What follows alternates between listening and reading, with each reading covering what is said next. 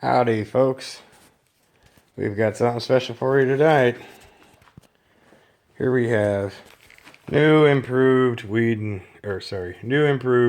core coil, mounted nice and neat, high voltage, cabinet door handle, electrodes, ceramic, spark plug wire, coax cable, MOT mounted here, running in series with the vibrator.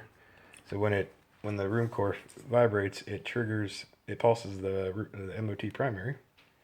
This is in series with a rheostat, where it can give it small amounts of resistance within 100 or 200 ohms. Is really the limit that thing goes to. So it helps with some current control and not overheating. Stage 2 from the secondary of the MOT comes over here to the capacitor bank. Of course, all these guys here, they're all in parallel.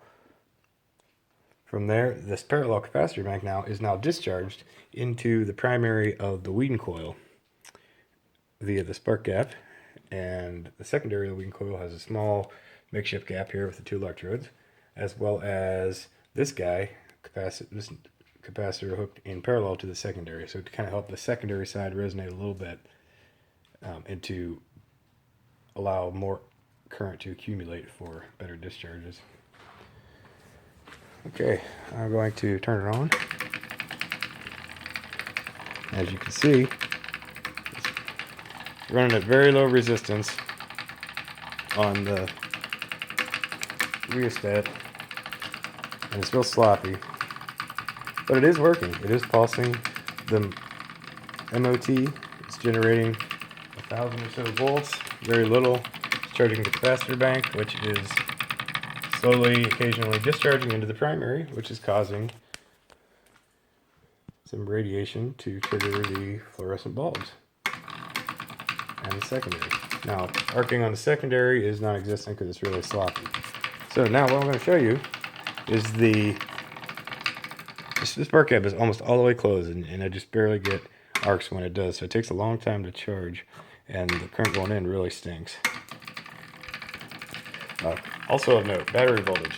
Well, this is running currently 11.94. You can see it slowly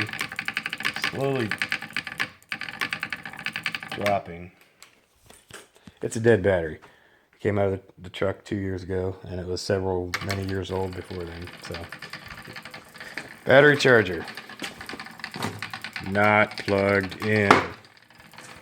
Purpose? Meter leads. Anyway, moving along. Over here we have something interesting. We have two capacitors in series parallel. In parallel. So both in parallel, and what I'm doing with them is I'm hooking them in series, or in parallel with the spark gap, or the vibrator pin. I lost it. There we go. Okay, now you see how sloppy and how inefficient it is now, and it can barely keep up. And I take these two capacitors,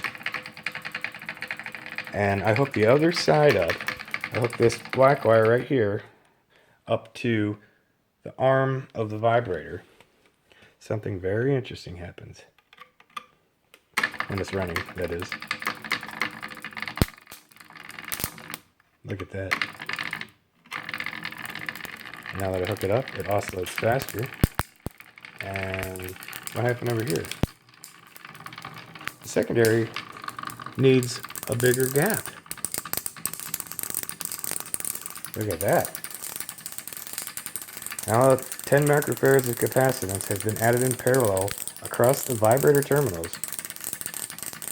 Higher resonation is occurring here, driving the secondary of the MOT stronger. And I can back this way out and get substantially more current discharge into that primary. And we even get to see, it was arcing before I hooked the capacitor up, but I'm thinking I'm getting better effects with the capacitor as far as the radiation. Another interesting thing of note is that when this is now running with the capacitors, voltage on the battery over time seems to increase.